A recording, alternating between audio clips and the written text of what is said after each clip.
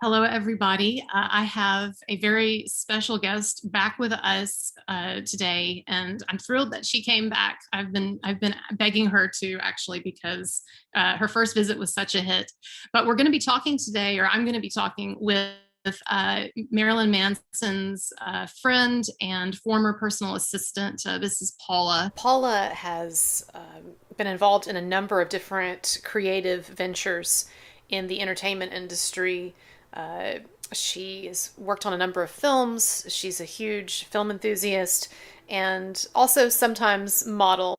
But she was Marilyn Manson's former assistant for a number of years. Paula met Manson in September 2002. She started working for him as his personal assistant in fall of 2005. And she worked for him in that capacity as his personal assistant on and off from 2005 to 2009 and then 2012 to 2016. And even in the years since then has been involved in his life and doing, jobs and so forth for him as well.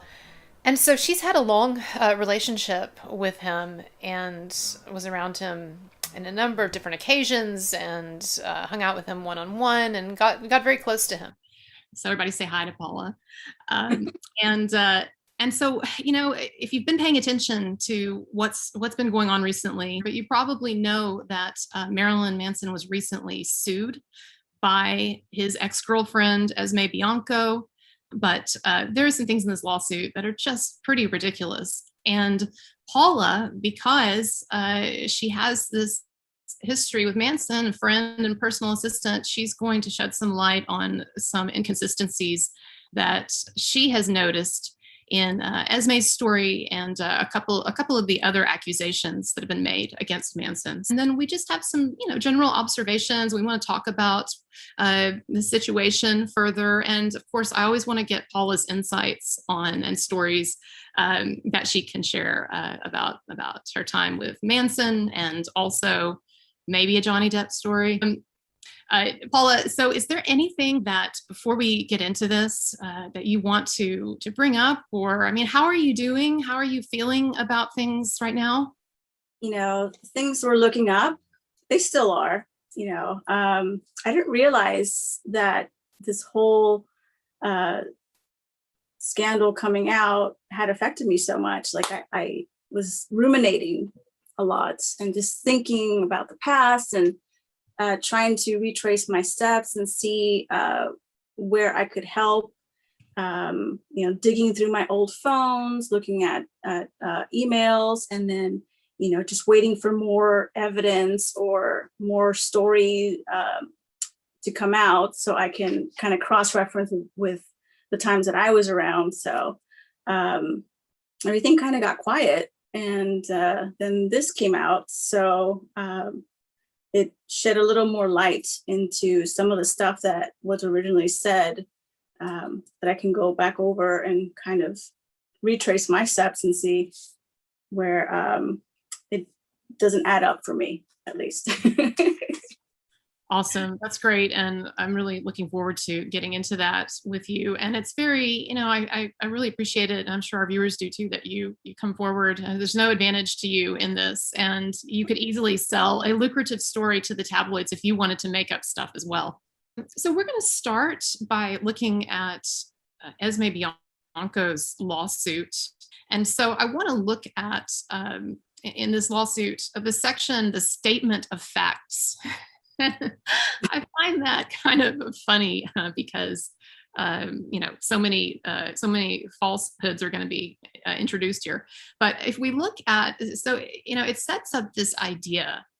The writer sets up this idea that Manson basically had this fake project for a movie, or was it a music? Well, first it was a music video, the "I Want to Kill You" like they do in the movies, and then go ahead. Mm-hmm. And then Phantasmagoria is the film that started, he started writing it sometime in 2005. Yeah, yeah. And so Esme alleges, if you look at the lawsuit, Esme alleges that they were friends for a while and he groomed her, which is such an annoying term, but he groomed her through their friendship for a while. And then he invited her to come and shoot this music video. I Want to Kill You Like They Do in the Movies. And what's interesting is, and help me with this, right? Didn't he warn her that it was going to be edgy? Yeah, according to her own was her own interview, she said that he sent her an email saying that he was going to manhandle her. Sorry. I don't know, how much more communication came from either side, but she knew what that would entail, especially if she comes from a background in stage performance. And I think I saw some video of her manhandling some guy on stage. So I think it was appropriate for him to pick her for such a role, because she would at least kind of know the ins and outs of something like that. Right, exactly. And, she ended up getting a role on Game of Thrones where she's talked about how she had to be tied up and she had to be, whipped or a simulated whipping or whatever. But my point is, I think one of the reasons she got that role was because she had done some of that kind of stuff in the past, like some of this performance art and like fetish shows and BDSM shows and things like that. She also claims in the lawsuit that the movie Phantasmagoria, which you can tell us something about probably, because I don't know hardly anything about it, but the movie, he was trying to get this movie made, Phantasmagoria, and so he invited her to move in with him, and he helped her get a visa, and the way he did that was by saying that she was going to work on this film. So he was doing her a favor, but she claims again that this film was just basically a fake film that he was using as an excuse to traffic her. So I said a lot there. I wonder if you have any thoughts on any of that. Well, I can for certain say that both those projects were legitimate, regardless of the size of the crew, I guess, that she had an issue with. But, he's kind of does his own thing a lot of times. I've been on other music video shoots with him, and it was just a few people, friends that collaborated together, so there wasn't like this extensive studio setting or this whole, group of people helping. It was just like kind of guerrilla style. We pick up a camera and just film, and I think that's kind of what he presented to her, was that it was all going to be done on flip cameras, give them that homemade movie feel. So I don't understand what the issue is on her side, because is it because she doesn't think it was real, or was it because it wasn't released? Either way, it was a real project there. I don't know if she's just contesting the legitimacy of the projects, because if that's the case, she's not correct. They were projects he was doing for himself, and then to promote the album High End of Low. And I think the video that she was in got scrapped in favor of the video that actually did come out, which was I'm a Goddamn Motherfucking Get In. So, I mean, a lot of the projects that he films, it's not up to him whether they get out or not. So I don't know what her actual complaint is in that regard. They were real. Phantasmagoria was real. There was a set of people writing. There was a trailer shot. There was a finance company, a movie finance company called Wild Bunch that was on deck to finance it. He did a press tour out in Berlin to promote to potential investors to get that film made. It actually being completed was completely out of his hands. Thank you for pointing all of that out, because I think those are exactly the kinds of facts that people need to hear. And you can verify everything that she's saying. You can look online. There were articles written about it, interviews and things. But yeah, he was trying to have these projects made. And anybody who knows anything about Hollywood, the entertainment industry, knows that it is very hard to get projects made, and it's very hard to get them made to completion. It's certainly not unusual to have projects that will be even partially constructed or partially developed, and then they fall through. So that's a really good point. or even if you actually film it and it comes out, you might get cut out. Ask me how I know, because that's happened to me. It was the movie Drive by the same director. Yeah. So I think I'm going to fabricate a story and call him out for cutting me out of the film. Because it was going to be my platform to get started and shoot up in my career. Yeah. So getting back to Esme, then, I'm going to move on from talking about the movie projects, but I just want you to understand that, like, the whole basis. So I want our audience to understand that the whole basis of this claim then is false. And so, how much can we trust what she's saying when the basic first part of her argument is wrong, and it's like a willful misrepresentation, actually, on her part. Okay. So she says, I'm looking at 16, section 16. And it says that the first couple of sentences, I'm just kind of skimming through. He flew her to Los Angeles the first time. There's this, supposedly fake movie. She claims that it was fake, even though it wasn't, this music video that they were doing. And then so then it says, upon arrival, Ms. Bianco found that there was no crew present and that she was expected to stay at Mr. Warner's home rather than in the hotel that had been previously booked. And then it says, it says throughout the shoot, Ms. Bianco was expected to be on call 24/7 and as a result was subjected to sleep deprivation. She was told to wear lingerie as her costume for the video. She was not provided food during the 4 days she spent in Los Angeles, but was given drugs and alcohol. Now, here's my question. I mean, you were Manson's personal assistant for many years, a good friend and everything. Do you have any thoughts about the scenario that's being described here? Well, I mean, off the bat, I can already tell you that the food part is ridiculous, because and receipts can verify how much money has been and was spent at that time just on food alone. The fridge was always stocked. He had a food delivery service. He always had takeout. I think prior to that, when he was recording The High End of Low, I was expected to have a kind of like a backstage, like, food setup that he normally is used to when he's on the road, where there's like a deli meat tray and fruit trays and various snacks all set up for everyone to come in and enjoy. And then I would have to have 2 meals for him to choose from every day when I would arrive before waking him up. So food is never been an issue. So for her to say that, I'm going to call bullshit on that. Well, good, because I mean, to me it sounds ridiculous. And I like, it's interesting how she says, where is it, that she was not provided food during the 4 days. Well, I understand you're saying that just flat out doesn't make sense, because there was always food around, but also, is she not able, if she's hungry, to like go and, I don't know, walk to a gas station or take a cab or an Uber to a McDonald's or wherever? I mean, I just am amazed at how infantilized she makes herself, or the writer of this, the lawyer, whomever makes her sound in this. It's just almost like I wouldn't talk about it. I would talk maybe even about a 10-year-old this way. Like a 10-year-old has more sense of agency than Ms. Bianco. Okay. Was there anything else that you wanted to mention before we move on there? Anything else about that little section there?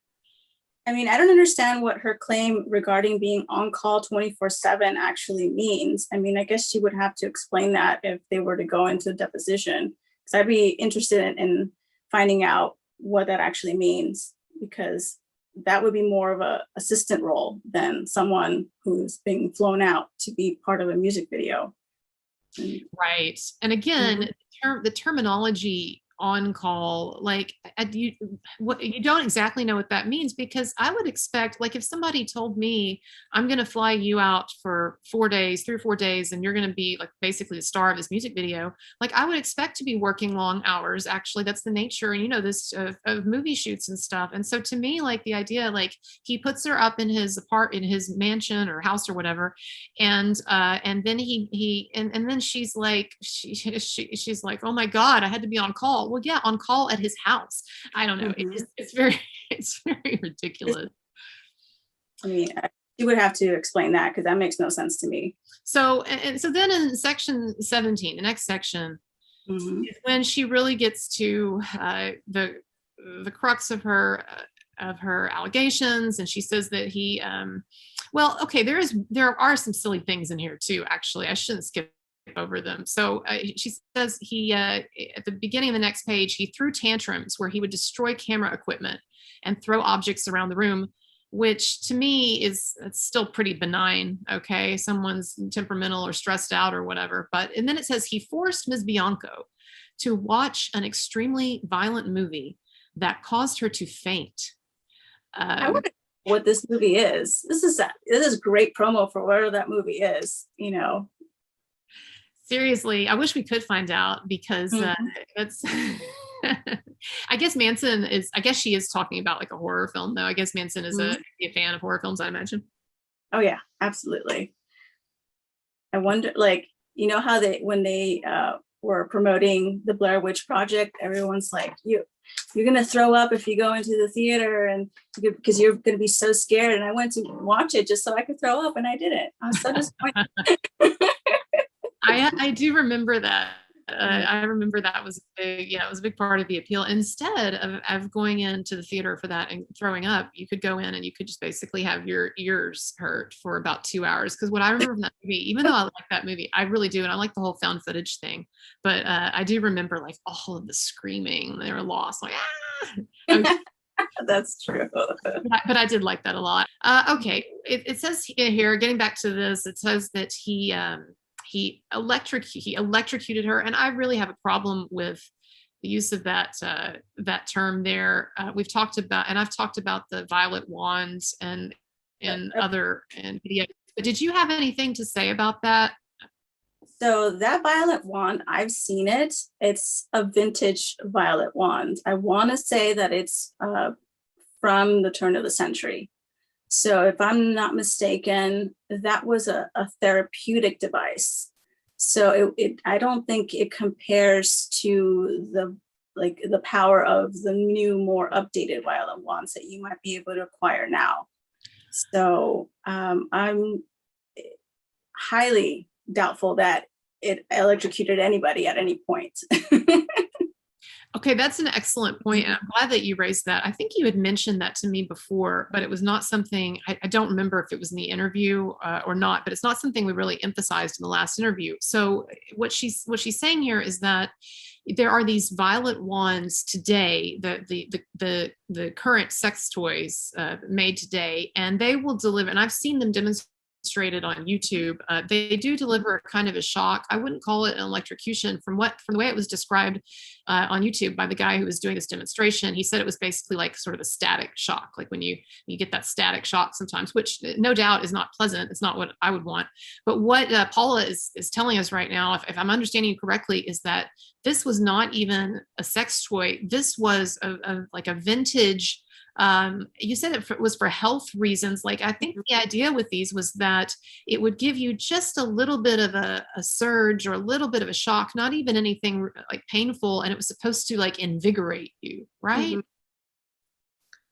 And so that's what he had. And I mean, again, it's like the accusers are taking little bits of things and putting them together, but not in a way that's accurate. Just like one of the accusers said that he had basically this bad girl's room where it was a glass room for basically like a glass sort of dungeon or whatever to confine his girlfriends. And then you told me it was what, a recording studio? Yeah, I believe that's what it was. And it didn't have a lock. So I don't know what them being locked in there really actually ended up being. Maybe he just closed the door. I don't know. but you couldn't get trapped in there. Is it basically the situation of celebrities that the people that a lot of the people in their lives, even at times, I guess, girlfriends, boyfriends, can be just really opportunistic and really just with them for the connections? Like, do you think was the case with Esme? Or I mean, I can't speak for her, obviously, but it seems to me now that maybe that was the case this entire time. Although she did say in her Good Morning America interview that she thought he loved her. Mm-hmm. Right. Was that okay? So that's why you said he didn't say anything about anything. I don't know. I mean, to me now, it just seems like more like she was trying to make her way to Hollywood and make a name for herself in some fashion. But right. using, right. And even the way that she describes that, if you look at her interview in the New York Magazine, I think it was in The Cut, but if you look at that interview, and she's very honest about saying, and in fact, in one place she said that she basically did this kind of calculation in her mind of like, take this risk, but it might pay off. And, yeah. And so it seems that's kind of telling right there, and then there's also that part where she doesn't say no, and she keeps reiterating that she didn't dare or she didn't want to be deemed unprofessional. But correct me if I'm wrong. I mean, if you go along with something and you don't tell someone that it's not okay and then change your mind, isn't that kind of like entrapment in a way? Mm-hmm. It's just, you're kind of pulling the rug underneath someone. They think everything's fine, and then it's not. And then years later, it's not. I mean, I have a big issue with that. That's a great point. And a lot of this has the feel of that, of something that at the time they were totally consenting to, even enthusiastically. And mm-hmm. and I understand too that, like, as women, I know that it's a challenge sometimes, especially when you're younger. Of course, she was in mid-20s, but that's still young. But I know it's a challenge sometimes, especially if you're with someone you like or you want to impress the person, to maybe sometimes get talked into things or do things or pretend to like things that you don't. But the thing is, that's on you. It's not on that person. And so, again, it's really telling that we never see her saying in here that she said no. And she's been, actually, it's kind of funny, she's been pretty consistent about that through all these different interviews that she's done. All right. A lot of personal responsibility on their part. It's just all on him. And it's just, I have a big issue because everybody played a part in this. And if they never said anything, then isn't there like a term where it's like implied consent sometimes too? And I don't know if that's only relates to relationships, but I think even when you're filming something, if you don't say no, then everybody assumes that you're okay with it. I don't know. It's just something I was thinking about. Right, especially when it's something that you're told ahead of time is going to be edgy, and so she knows she knows the title of the song. It's about murder.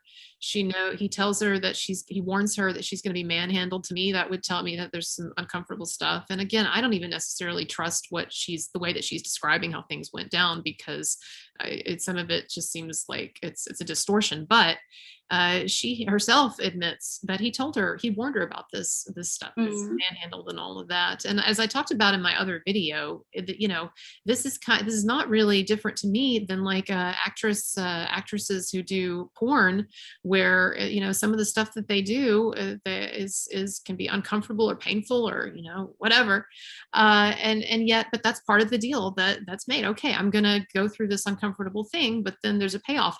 And Bianco was very explicit about saying, I didn't say anything because I wanted those continued professional connections or relationship, or however she termed it. Okay, so their relationship, she describes in the lawsuit how their relationship basically sours quickly.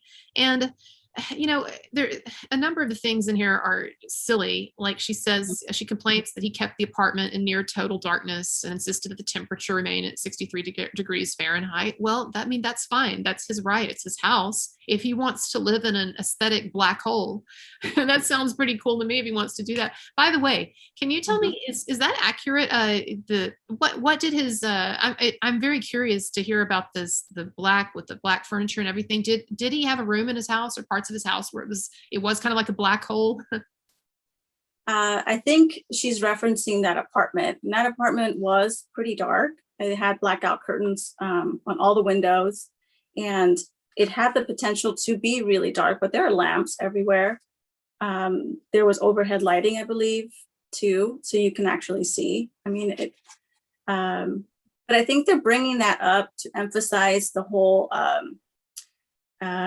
brainwashing or mind control aspect of their complaints, because they're relating, the lack of light and temperature control and lack of food and sleep is to someone who would brainwash you, would use those techniques to do something like that. So that's why I think they keep highlighting those things.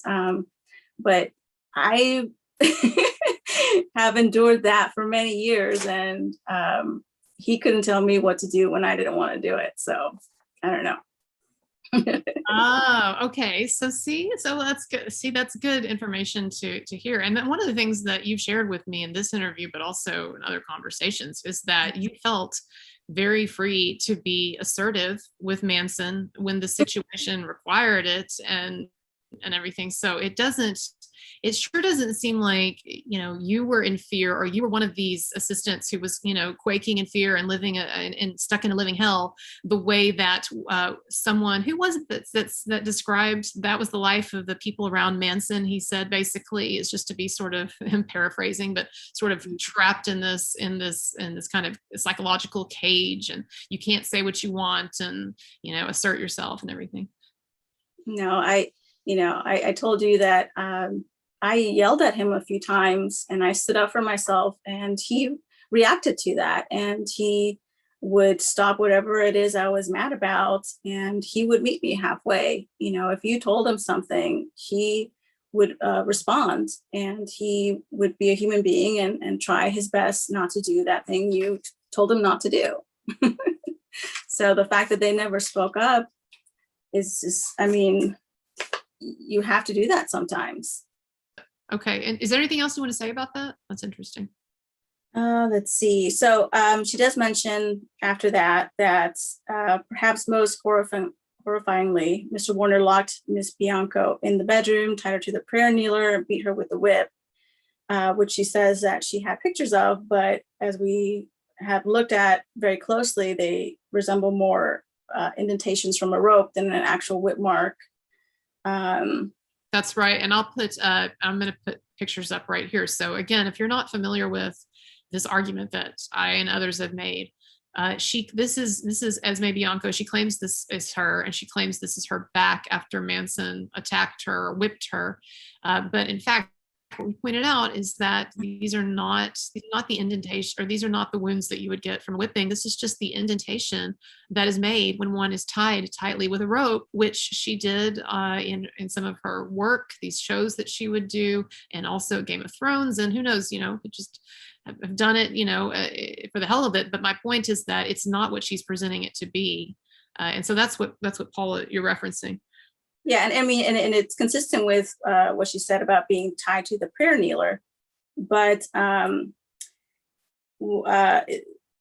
think the way that this is being presented is more like he just decided to do this. I think this is more in line with what was going to happen in the scene, which she was notified about prior to. I'm pretty sure. So. Yeah, it's hard to believe that she wasn't aware of what was going to be shot. And again, I think that, and she tries to make something out of the fact that there wasn't a crew there when she arrived. Well, he had told her it was going to be filmed guerrilla style on a flip phone, and they're friends, and stuff. It's not sinister as she's making it out to be. Yeah, so if you look at it at that context as to like what actually was supposed to happen, and it happened, then where's the issue? And Right. then it becomes a non-issue, at least in my perspective. So. Right. Totally agree. He told her ahead of time that you're going to be in this really, really edgy film. I'm going to have to manhandle you, meaning it's going to be physically uncomfortable. She gets there. They have a good weekend. Yeah, they do some drugs, and then they film different scenes for this, and then they film the culminating scene, which is really, supposed to be this violent act. And she doesn't complain or anything, and they do it. And he doesn't even have sex with her, as she says. So it wasn't even a sexual thing, as it turns out. He was just filming a video like he said he was going to. Exactly. So I don't understand the issue now. Very good. Is there anything else before we get to the bus that you wanted to point out? See, there's another visit in May of 2009, which I actually missed out on too, because I didn't join the tour until June, where he says that he enforced a dress code on her. And that was maybe like a few days that he was in London. So it's the way she presents everything. It's just, everything is a fucking complaint. I'm sorry you dressed like a dickhead. Maybe he was trying to give you some fashion advice. Well, and this is and we talked about how these so many of these statements seem like they were written by the same person. And in fact, Ashley Morgan, ended up admitting, and it's been posted on Instagram, but ended up admitting in an exchange with someone else that they did write their statements together. I don't know about this lawsuit per se, but their statements. But anyway, this is the thing that keeps coming up in a number of them, is this idea of a dress code, or this idea that Manson controlled or demanded what they wear. And first of all, one way of looking at it is that it's just a sort of a normal thing where people express their preferences. I mean, like my guy, he'll ask me sometimes to wear certain things, right? Oh, I like that dress, or I like it when you look this way, or he has very particular ideas about my hair and everything, what it should look like. And when it starts to get a little too long, he's like, oh, it's time for a trim or whatever. Well, so am I abused? Am I controlled? Right. And so, I'm wondering if you had any insight on this whole dress code thing, or if you ever observed him being unduly or inappropriately controlling about clothes. No, I mean, he likes certain things, and I think when you're trying to win someone over, you might take that into consideration. Was it a requirement? I don't think so. I've never heard anything or him making any disparaging remarks to any of his girlfriends for what they were wearing at any point. I remember Evan would order all her own clothes online sometimes, and she would wear whatever she wanted. I think she even mentioned that he was cool about it, her doing whatever she wanted. But I mean, I don't see any merit to that. I remember one time, it's not about Manson, it's about me. This guy, he called me up for a date, and he's like, hey, I'm going to take you out on the town. I just got this convertible and let's go have some fun. I'm like, all right. I got ready. I put on a beautiful dress and did my hair. He shows up and he's just like, don't you have a pair of shorts and a t-shirt you can wear? And I was so offended. I'm like, you know what? I got other shit to do. So I never ended up going out with him. It's like, really? Are we going to make a federal case out of that? No, it's something you brush off, and you don't even think twice about it. Like Manson gives really nice lingerie, and he gives really nice shoes. I'd be happy at this point if a guy gave me a 6-pack of underwear from Target. Nice lingerie that he orders. He's got good taste. I can tell you that. So I don't know why they're complaining about that. Well, I'm sure there are a number of guys and maybe some gals in the audience who would be very happy to buy you nicer upscale gifts. His underwear is very comfortable and cute. I think that's really cool, though, the idea that Manson has like nice lingerie, like that he gives for gifts. Like, I think it's really classy and cool, and almost and kind of a little edgy too. But I think that's a cool idea. So. All right. Did you want to mention anything else before the bus? Was there anything else? Let's see. Well, in section 21, she says that they maintained a long distance relationship for several years. So from '09 to what, 2011, when she moved in for those 2 months.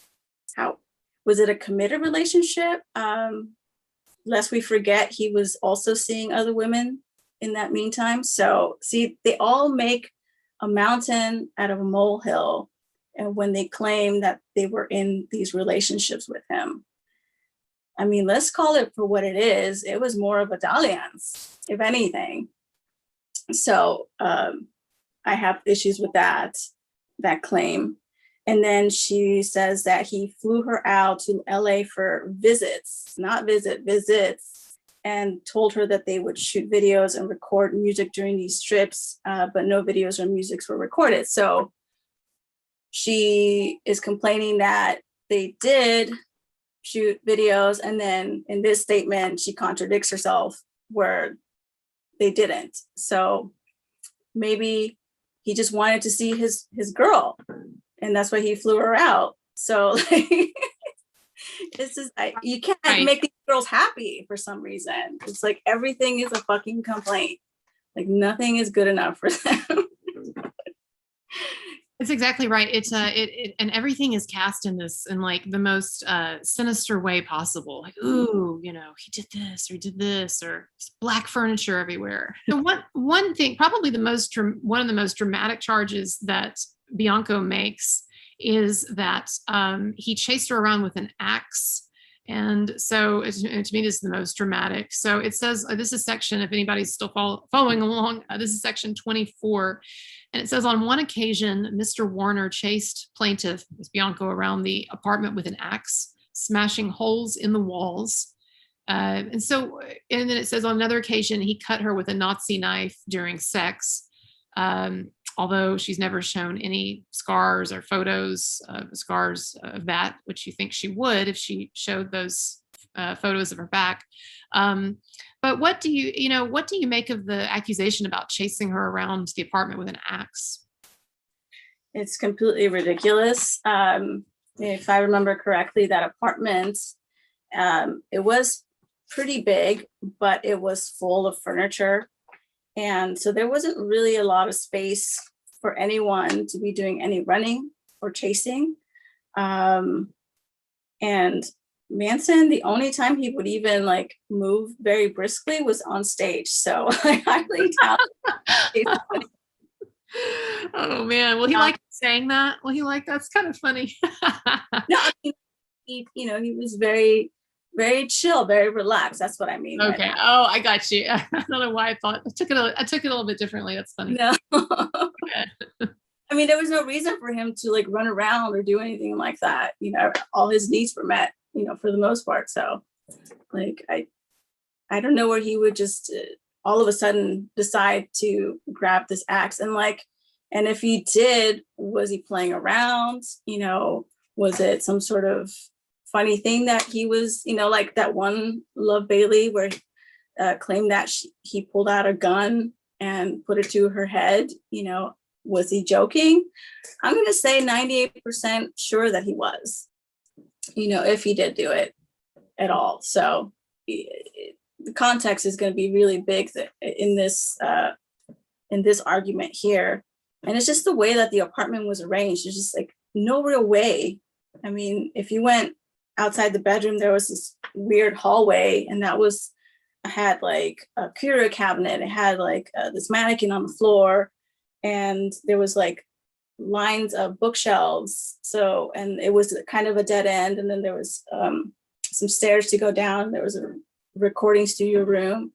Just it doesn't add up to me that there's even enough space to have accomplished that. But I wasn't there. The only ones that were there were him, Esme, and Ashley Walters, apparently. So we'll have to get their whole recreation of what happened that night. I don't believe it. Oh, wow. Yeah, no, absolutely. And Yeah, I'm with you. I'm with you in the way that this is, again, I don't trust, because we've seen how she's miscontextualized a number of other things, and distorted. And so, whatever this is referring to, I don't believe that it's him running around, like the guy in American Psycho with the axe, putting. Were they recreating that? I don't know. Were they just, having fun doing it? That's a good point. He's a big fan of Patrick Bateman, so maybe that's how that went down. Okay. So it says in 2013, Ms. Bianco attended one of Mr. Warner's shows in Las Vegas. Afterwards, he forcibly kissed her without her consent and attempted to block her from leaving. Ms. Bianco was only able to leave when her friends intervened.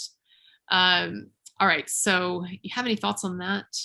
I sure do, because I happened to be with him at that particular show. And I went back and made sure that that was the show that she was referencing. I was with him the night of the Anaheim show, the LA show at the Nokia Theater. And then I rode the bus with him to Vegas, and then spent the night on the 22nd, and then the show on the 23rd, and then rode back to LA with him on that bus. See, I even have my all access pass from that. And shocker, Lindsay, his current wife, was with him in that tour, and the subsequent tour after with Alice Cooper, the Masters of Madness. So for her to claim that she went on his bus is outlandish to me, and why she would pick that show is beyond my best guess, because there's no way she would have been allowed on that bus if Lindsay was there. There's just no way. So Lindsay, so Manson's wife, Lindsay, was on this very tour, and from your experience would have been like with Manson and like on the bus, and there would have not been an opportunity for this to have occurred, and she wouldn't have put up with it, I'm sure. Oh, absolutely not. And like, if there have been other instances where maybe there was a bus and there was a hotel room too, and she could have been in the hotel room, that's not the case in this one, because I looked through my old text messages and we all checked out at 4 p.m. On the 23rd of February. So there was no other place that she would be other than backstage and then to the bus. And then I had access codes to that bus, so I can come and go freely. I would not have wanted to see her, and I've never met her. So me being there that night and never having met her puts a big hole in my opinion in that story. And I'd be happy to recount everything that happened that night. But just knowing that Lindsay was with him on that tour, I can completely, with most certainty, say that she was never on that bus. Maybe she was on the band bus, because she remained friends with both Twiggy and Fred, who were members of the band at that time too. So maybe that's what she's referring to, but not on his bus. Wow, that's a really huge thing. I mean, that is extremely significant, because I mean, it's what you're saying and what you said to me before this interview is that you're just very sure that there's no way that this would have occurred with Lindsay being present, with his wife being present. And so it's, and people have pointed out too, it's a ridiculous scenario actually for a number of other reasons as well. But I think that just the fact that it was not feasible, it couldn't have happened. And that's huge. But remind me what else you wanted to talk about in terms of inconsistencies. The section 30, where she says this, plaintiff was required to provide unpaid labor, including serving and preparing food for Mr. Warner and his guests. Yes. Tell us what you think about that. So she's asserting that she was some kind of basically like an indentured servant or something, a slave. What do you think? So did they solve the food issue problem there at that time? Because wasn't it in another interview too that she was also right. that the time that she was living with him? June, July.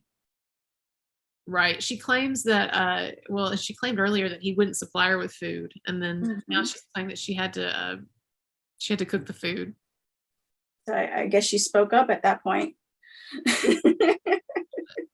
So cleaning his apartment, to what level of cleaning was she asked? Maybe she was asked to pick up her own shit because the maid only comes during the morning.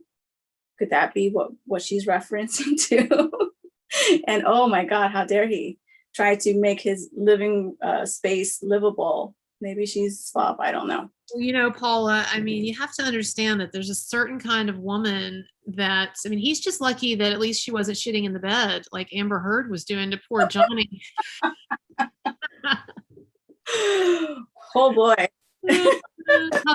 How dare he want to have a clean home or not have shit in his bed, human feces in his bed.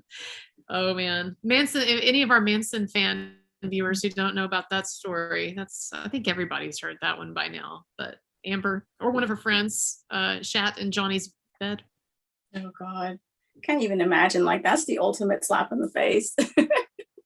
Well, yeah, he said in his testimony that that was basically the kind of the end, or it was the signal that his marriage had reached an end. So it was very symbolic, I think is what he said. He thought it was very fitting. Yeah, there's no going back from that. I would hope not. In that case, Johnny, you got some problems, but he didn't go back, so you're good. Okay, so we're going to look at now just a bit of Esme Bianco's interview with Good Morning America. This was a couple of months ago when she first came out with her claims. And again, I know some of our audience have seen this. We're not going to watch the whole thing, but I think it's interesting. We're going to watch a bit of it and talk about it. So I'm going to share my screen with you. Okay, so can you see the video that I'm looking at? Yeah. Okay. All right, so we're just going to start at the beginning. It's so ridiculous how it starts off too. I mean, the whole thing is just dumb. But now with an ABC News exclusive, Game of Thrones actress Esme Bianco says she was physically, emotionally, and sexually abused by rock star Marilyn Manson. And she sat down with Kaylee Hartine to discuss the allegations. And Kaylee, viewers should know the details are graphic.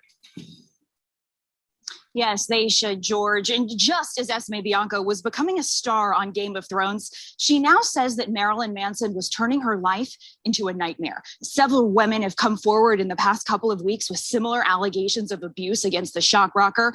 But Esme Bianco is the first woman to come forward and describe the horror she says she experienced on camera. I was a prisoner in his hell. Actress Esme Bianco first went public with allegations she'd been abused when she testified before the California State Assembly in 2019. The physical violence was most often disguised in acts of intimacy and was not consented to. At that time, she didn't name the man who she says was responsible. But today, that changes. So she says that the physical violence was not consented to, but she doesn't ever say, I said no, or I told him I hated this, or whatever. And the way that it's presented in this kind of passive voice was not consented to. There's no active subject. There's no, I will not do this. I don't want to do this. And so I just wanted to point that out. I just hate how slippery she is with the words, how slippery these accusers are with the words when she says it was not consented to. But the fact is, like, as you said, she did give consent. So anyway, I think that's really just slippery and annoying. Okay, we're going to go back to this. Were you abused by Marilyn Manson? Yes, I was. How long did it take you to realize that's what was happening? 7 years after I left. Bianco's best known for her role in the hit series Game of Thrones. It's not easy for girls like us to dig our way out. But her career began as a model and burlesque performer in London. In 2005, she was introduced to Marilyn Manson, a controversial global rock star who she idolized as a teenager. How did you first come into Marilyn Manson's orbit? Yeah. Okay. go back here. I also want to say that I think it's annoying how the picture that they show of her, we get two images of her. One, her looking all pretty and everything as Roz on Game of Thrones, and then another where she's dressed up, really, really beautiful in one of these classic, poses and everything. And so they show her looking like all delicate and fragile and everything. And then we cut to a video of him on stage, and he's with the kind of fascist looking symbol there and everything. It's just so ridiculous. It's funny from a body language perspective is when she's getting ready to talk about her allegations, is that when she like purses her lips and then licks her mouth, that's, from my understanding, generally a sign that someone's lying. Take it with a grain of salt, but No, look, I'll agree with you on that, and also that her body language in general, it looks very uncomfortable. Mm-hmm. And like I noticed like a lot of sort of squinting of the eyes and everything. Mm-hmm. It doesn't look like, it's not the kind of like easy and open body language of someone who's truthful. So yeah, that's interesting though. I'll have to remember that. It's fun after. And the eyes blurring too. That's also a good giveaway when someone's about to lie to you. Just from my own experience too. Eyes doing what? Fluttering, like I don't know if you notice that. But now I'm gonna notice it. That's awesome. So I was introduced to him by his then fiancée, Dita Fontes. When I spoke with him for the first time, the first words out of his mouth were, "I've been a fan of yours for years." Over the next 4 years, she says they built a friendship based on their mutual interest in art and music. He gained her trust. Then in 2009, she says Manson asked her to star in a music video he was making and flew her from London to LA. He told me that we were going to shoot it all on flip cam so that we could do it ourselves. That was like the beginning of the nightmare. This is when she says Manson was first violent with her. It got to the stage where he wanted to shoot the finale of the video, and he locked me in his bedroom and he tied me to a wooden prayer kneeler. I was half naked and he beat me with a whip, and he filmed it. Bianco provided ABC News with this photo, which she says is her back marked with whiplashes after the incident. At any point, did you ask him to stop? No, I would never have dared to ask him to stop. Was there ever a point where you feared for your life? The entire time during that shoot. Over the following 2 years, she says their relationship became sexual. And so again, I just have a problem with the way that she's presenting it as like, she says, I would not have dared to say no to him. Well, why not? Okay. Or at least, and why, okay, I get it if you're afraid that weekend, but why come back, and to keep putting yourself in this situation. And I think it's also interesting how the reason that she gives why she didn't say no, the reason that she gives in this interview is that she wouldn't dare say no, like she was afraid of him. Right.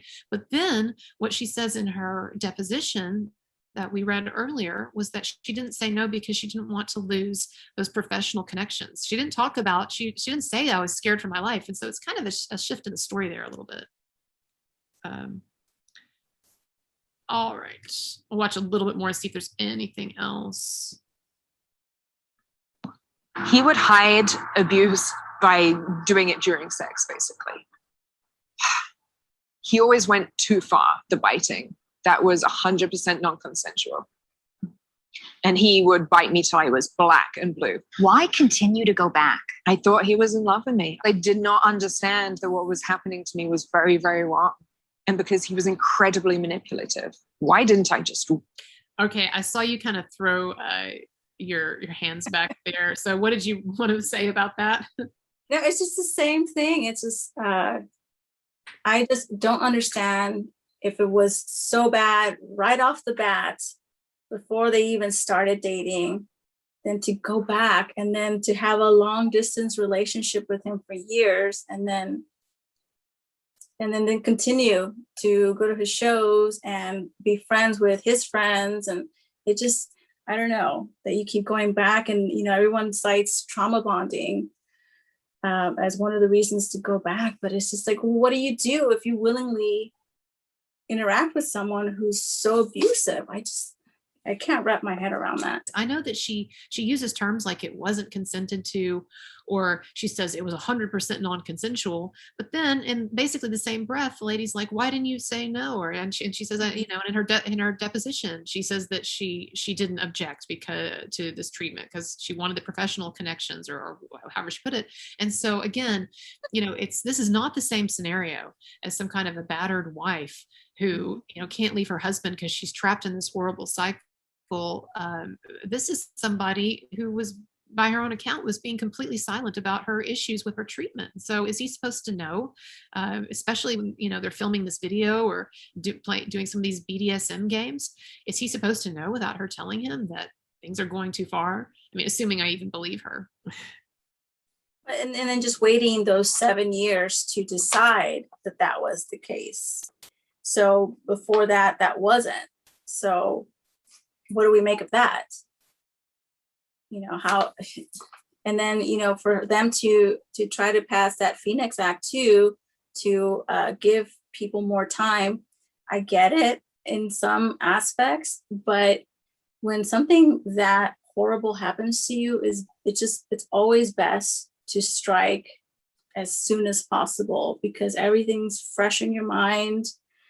You know, you can retrace your steps more effectively. You can gather more evidence. Like me having to wait for like them to give out snippets of their allegations and then cross-referencing with my, you know, my old phones and my old technology to figure out what I was doing and how I fit into the puzzle and how I can help.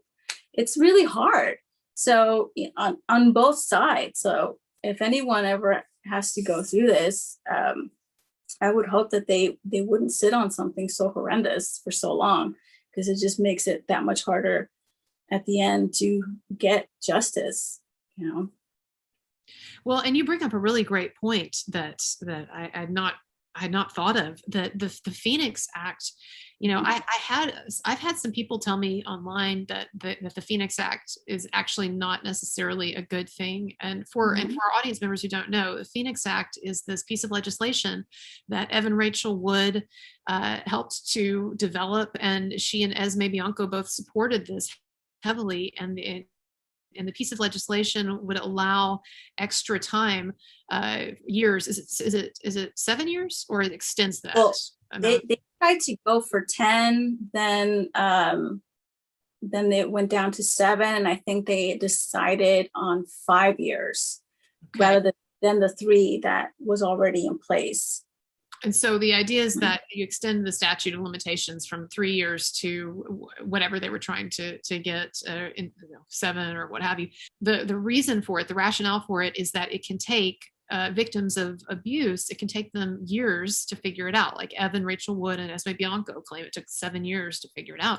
And so on its face, it seems like a good piece of legislation. Yeah. Like, yeah, let's give them more time and to process and to come to terms with it and to get strong enough to press charges. But the problem that you bring up here is that when something has happened so far in the past, it makes it more difficult for the accused to collect their records and to even remember certain events that things that they're accused of doing at certain times in certain contexts. And so it's like what you're saying, you know, you've been trying to go through your stuff to figure out where things line up and where they don't. And so when you extend the statute of limitations like that, you really are hurting the accused, who may be innocent, because you're making it more difficult for them to defend themselves. That's a really good point. On either side too, because, you know, things change, memories change sometimes. And if you don't have access to like notes or text messages or email to kind of piece together, like I have that kind of memory where if I see something, it'll trigger something and I'll remember exactly what happened that day. But if I try to think about it right now, it's not going to happen, you know. So on either side, there's this one case that I saw out of Australia, and this man was accused of raping his own fiance, and he was able to kind of get out of that because he had this great detective who was able to pull like surveillance videos and pictures and posts that prove that he was nowhere near where, you know, or a part of whatever she said happened to her. And if he didn't have that, he would have been in jail, and it cost his family, like, I want to say either $60,000 or $600,000 to prove his innocence. So it's just like, imagine if that same scenario happened 10 years down the line, that guy would have been locked up, if we're going by, you know, the way that these girls are approaching the situation. You know. That is that's such a good point. That's a very good point. And then if you look at the Phoenix Act website, I tried to kind of learn more about it and become more knowledgeable about it. And it's hard to find a lot of what it's actually about, but there's plenty of buttons and options where you can donate. I found that a little bit weird because, you know, I want to understand, you know, everybody's plight, but their website didn't make it easy. So yeah. You know, one of the things, inconsistencies that has been pointed out about some of these accusers is that after their supposed abuse and after they left Manson or were free of Manson, a number of them kept going to his shows or kept going to events where he would be. Yeah, I was looking at Ashley Walters' Instagram, and there were surprisingly a number of pictures of her at his shows. Some were even backstage with the band members. One struck me as odd, that she would travel to North Dakota and go see a show. Like, it's just, if someone is that horrible, like, you wouldn't be anywhere near them. At least that's my logic. But I guess they have a different way of processing their trauma, apparently. But it's just, there's just too many stories like that. And then that's it. Sorry. And so that brings us then to the second accuser that we wanted to spend just a little bit of time talking about as well. I mean, someone that we haven't talked about as much is Ashley Morgan. But, you know, very quickly with Ashley and you know, what her ex-fiance had to say. I mean, I think it speaks for itself. But do you have any thoughts on that or on her allegations? I don't remember diving too deep into her allegations because it was just so overwhelming with everything else that's being said. And unfortunately, I really had nothing to do with her and I've never met her. But I think the more she speaks, the more she gives things away. And if she keeps upping the ante with what she wants to have made published about what she says happens to her, I think she's going to have a hard time getting people to believe it. Because I've seen other posts where, and I think I sent you the photos, where she puts like a headline like, oh, Manson cut me with a Nazi knife or whatever. And then she posts pictures and it's just them sitting in a hotel room with Ashley Walters hanging out. Like it's not a very cohesive post or it helps her cause in any way. But I think a lot of people are very sympathetic to what she's saying, but I don't think there's any truth to it. I think it's all completely fabricated. And she, you know, like we said earlier, she was one like Esme who was going to events and shows where Manson was and posting about him even after the supposed abuse, right? Or is that?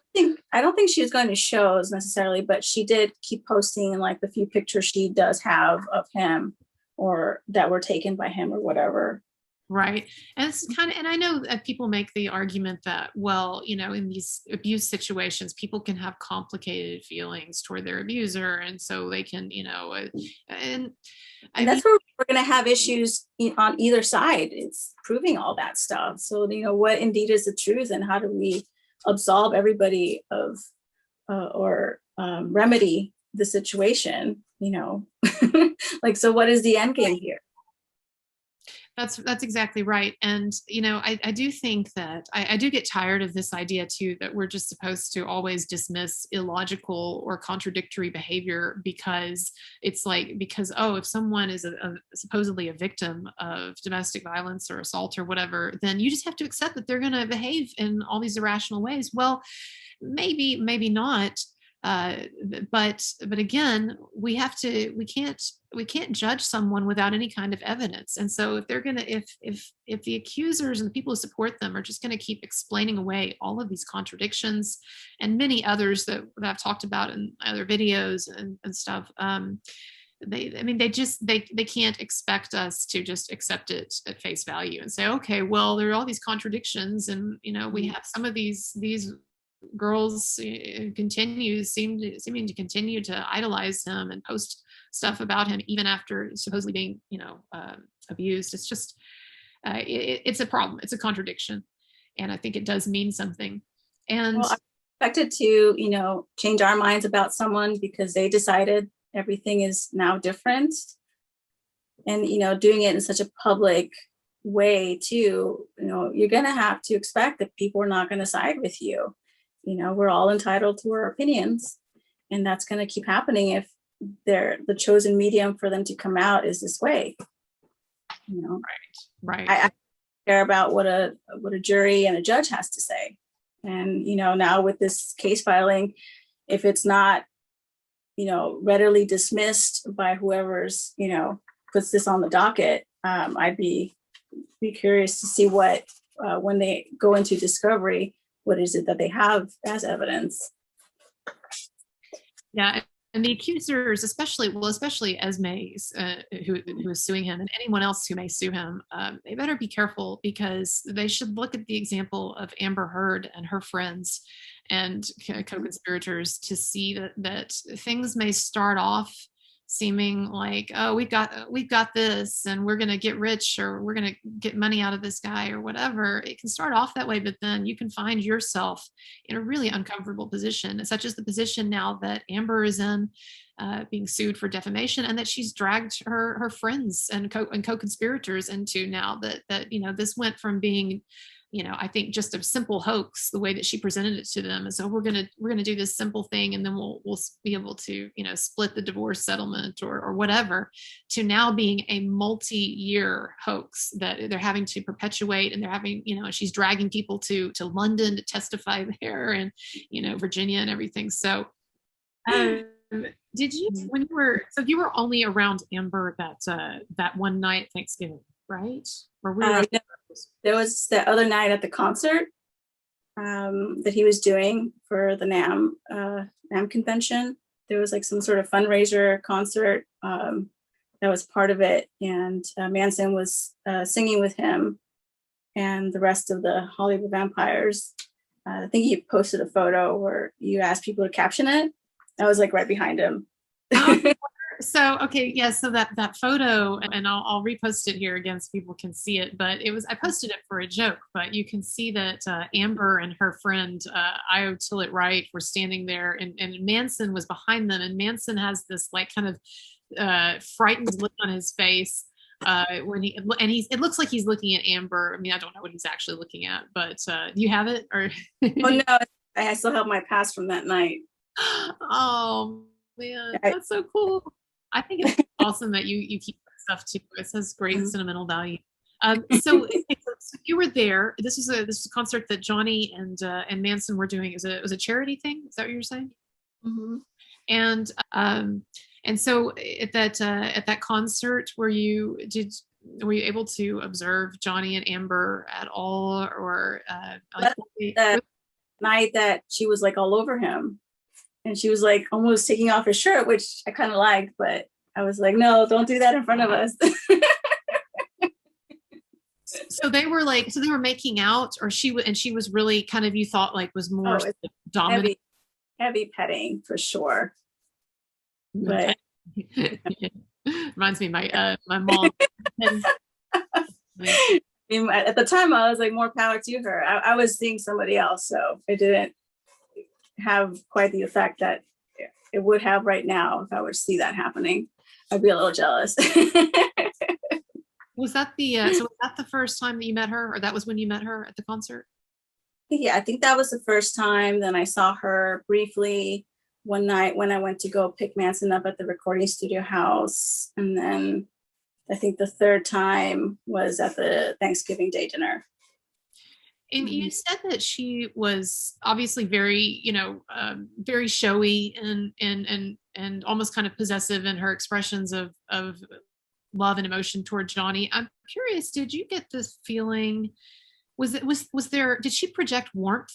Because one of the things that I believe it was Doug Stanhope, but one of the things that he said was that there was something, basically I'm paraphrasing him, but that it was very obvious to their friends, Johnny's friends, that there was something very cold or calculating about her.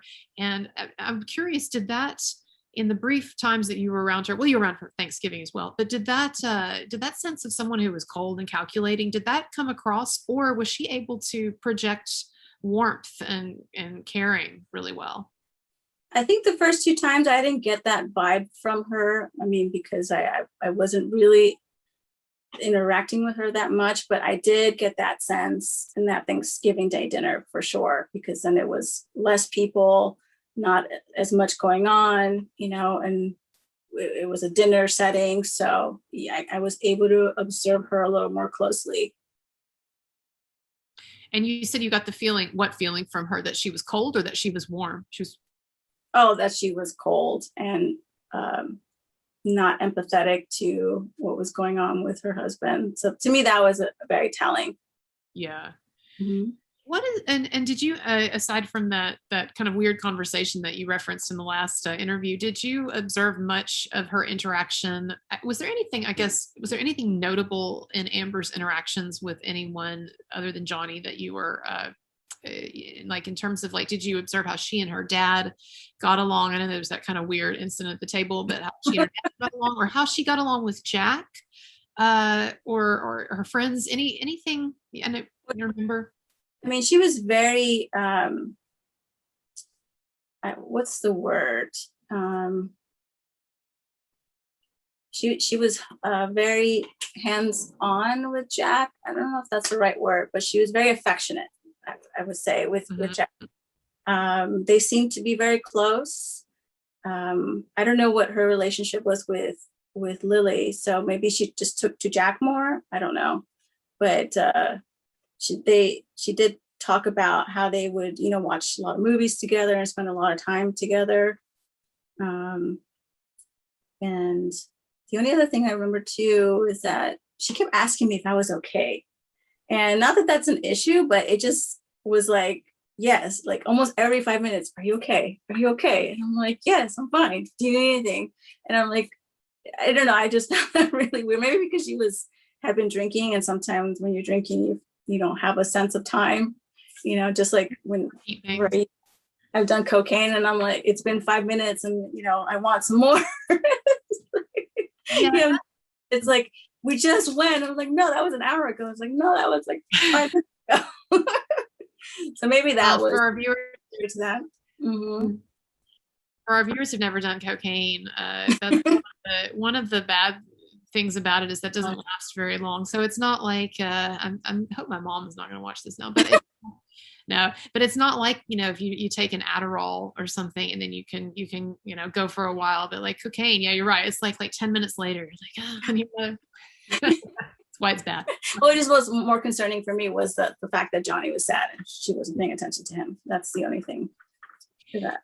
Well, and I wanted to ask you about that. You may not be able to remember, but I'm curious so Johnny's really sad. He's really down because his mom is having issues, and he keeps, as you described it, this Thanksgiving, he keeps getting up and like going, I guess, updates on her and coming back and in a bad mood and everything. And then you said that she seemed, of course, she had also her friends and families, some friends and family there, but she seemed very like oblivious and everything. I'm curious, did she make some kind of pretense, at least, of trying to appear to check in with him? Like, would she ask about him or his mom during the night, or was it completely oblivious, or was some effort made? Did I remember? No, and that's why it sticks out in my mind about that night. So if she did, I wasn't privy to it. Maybe she did at some point. It's hard to keep track of everybody's whereabouts the whole night, but for me, that I remember, it just biased as much as I would imagine or remember anyone would when someone's in that state. Did it seem to you that what was Johnny's interaction toward her or with her, in the sense of, did he seem kind of upset that she didn't care, or would he try to communicate with her what was going on, or did they just seem like they were kind of in their own worlds that night? That's hard to say. Like, the only time I remember them interacting like a lot was maybe when they were deciding what kind of music to play for everybody. I think that's the only time. And he just kept leaving and coming back a lot. And then when he was at the table, he was sitting next to Manson, so Manson kind of monopolized his time while he was there. So there was not a lot of chance for him to talk to her, I guess. I don't know. I'm curious, Amber, and again, probably hard to remember, but you had said that at one point she told you that you didn't have to get food for Manson, or she expressed concern about the fact that you were serving him. And I'm curious, did she seem to, the rest of the evening, did she seem to continue to be concerned about you, or did she seem like she was like too focused on you or what you were doing there? I'm just kind of curious, like the rest of the night, because it's strange to me that she would tell you at one point, oh, you don't have to get up and get this for him. Did you feel like she was kind of observing you the whole night in that way? I don't think so. I mean, maybe once, the however many glasses of wine already kicked in, I think she loosened up a little bit, and she wasn't so concerned about it. Or maybe the way that I defied her request or her opinion of what I was doing, maybe that kind of made her back off. Because like sometimes I could be very assertive without trying to be. Maybe I gave her some look, or spoke. Like, what the were you talking about? Crazy. Who tried to control me, and lady. I don't know. It could have been that. And then I wanted to ask too, did you have much of any interaction with, was it Raquel Pennington, her friend, who was there? Io wasn't there, right? It was Raquel. Yeah, Io was not there. It was Raquel and I think her husband, but I don't remember there that much, because I was just really just sitting back and playing with the dogs and trying to just be like a fly on the wall, not trying to make any commotion, just watching everything go down. Right.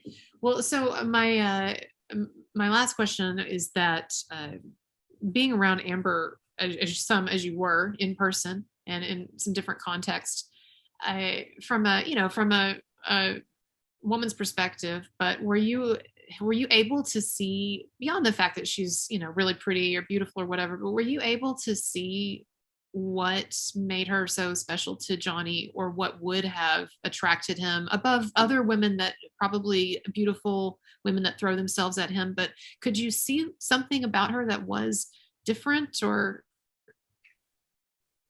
well, she seemed to be very interested in what his interests were, like art and photography and music and everything. And then before I found out who cooked dinner, I was like, oh, yeah, I see why he likes her, because she can get down in the kitchen, but that wasn't the case. So there was a lot of mirroring there. So I kind of didn't know that was what it was, but I could see maybe that's why they gelled so well, because they had very similar interests and hobbies and things. So. And that's interesting. So you were able to see that. And that's one of the things that he said in his testimony, his deposition or witness statement or whatever, is that she mimicked his interests so well, and he thought they were genuine. And he didn't realize until later that she, not only has she been mimicking him, but that actually, according to her former personal assistant's testimony, she had basically been like studying him and just trying to like collect and absorb all this information. I believe it was the assistant who said that Johnny basically said the same thing, and that she'd been studying him and prepping. And I found with people like that, very narcissistic, very conniving, manipulative people, I found that they really are good at studying others.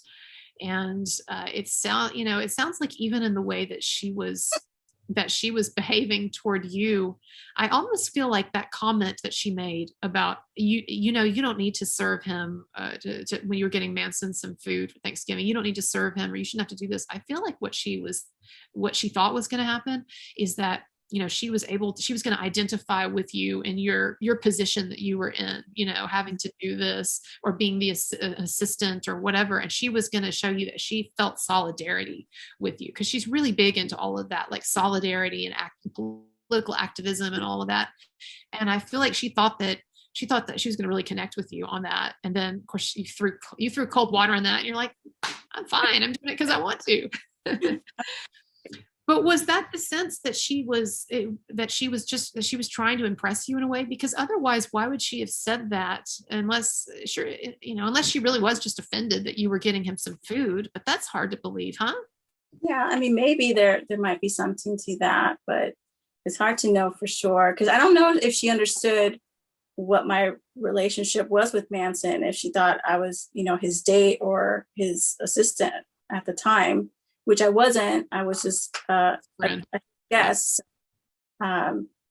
It would be, we would have to know what she thought about that. Maybe that would make more sense if that was the case. Yeah. No, that's right. Well, that's interesting. Yeah, I'm very jealous of you that you got to see Johnny in the flesh.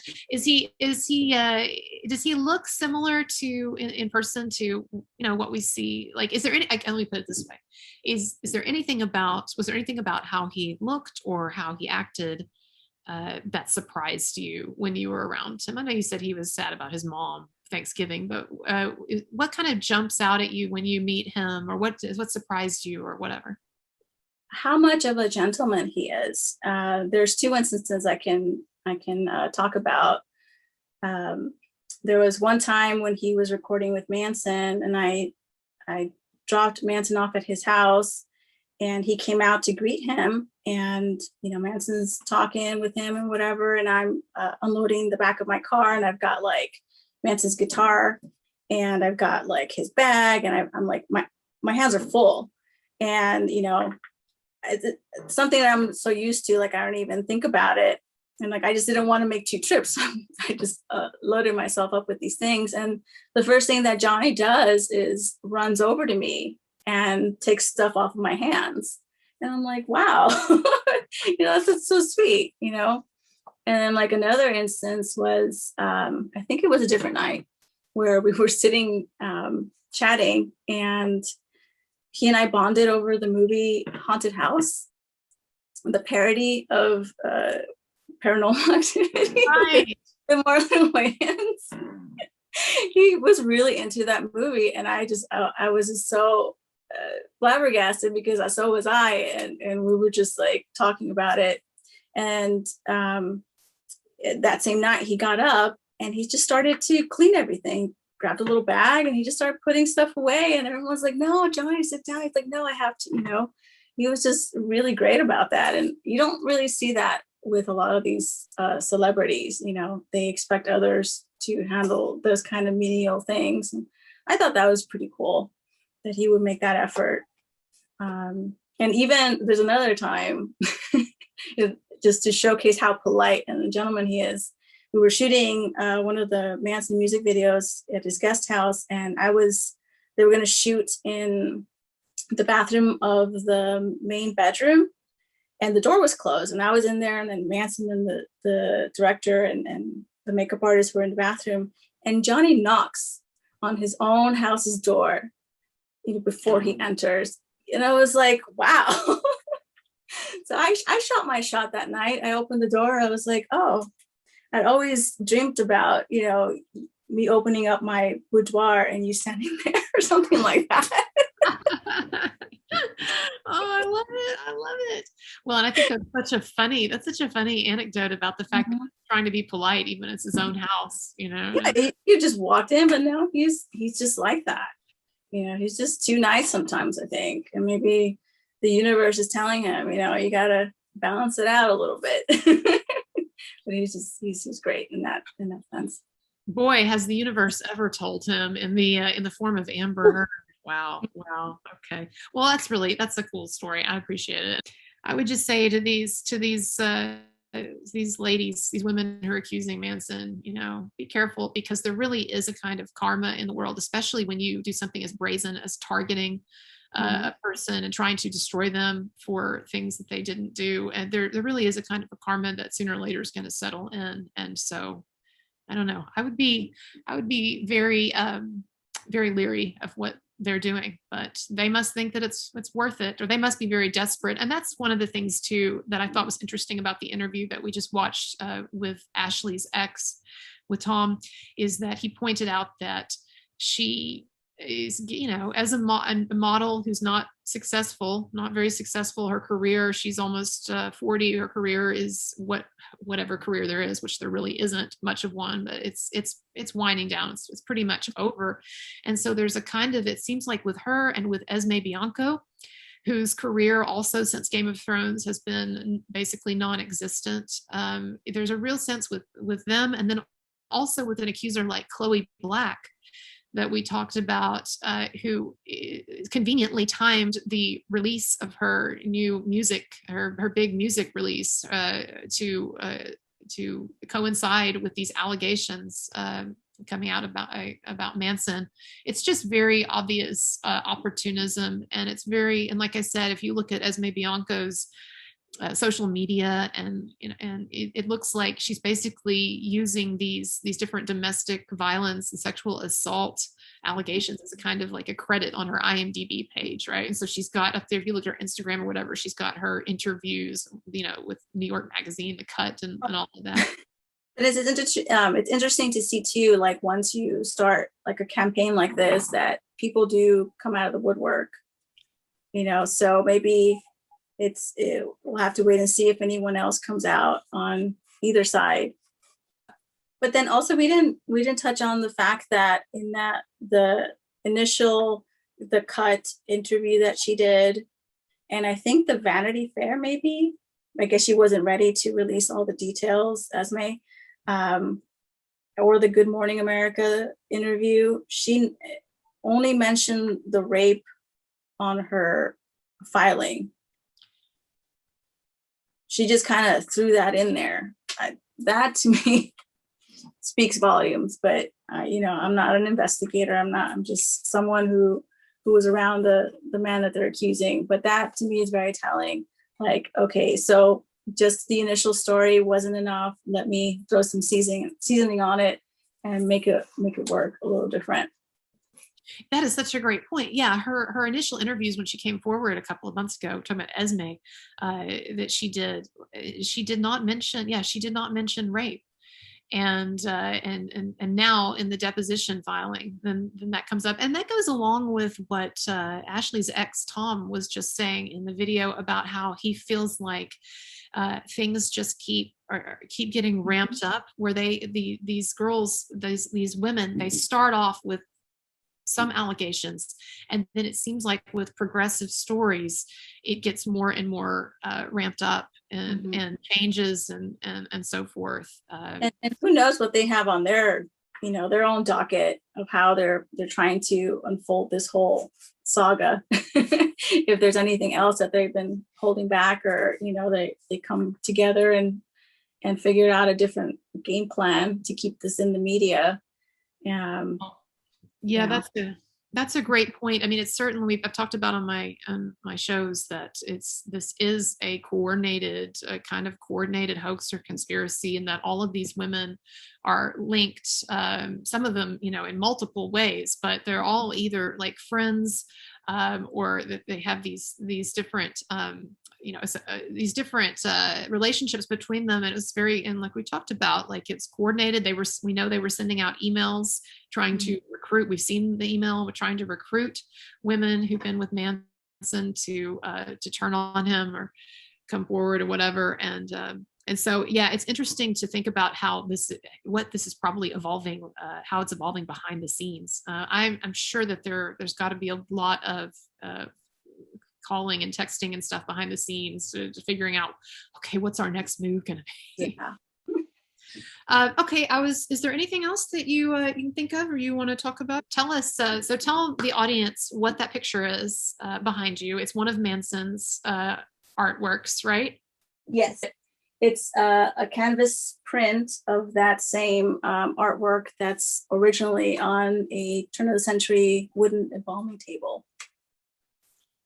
And then Manson has a turn-of-the-century embalming table? Is that what you're saying? It's a portable wooden embalming table.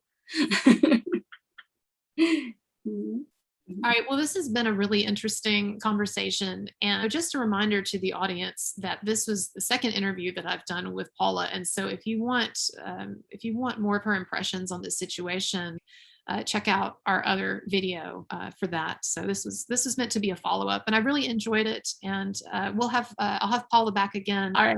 And everybody, as usual, please like and subscribe, and always appreciate any tips via PayPal or Patreon. And for my viewers, I know I've been doing several Marilyn Manson videos recently because there's a lot that's been happening, but I'll be back onto a different topic next time. So I'll see you then. Bye-bye.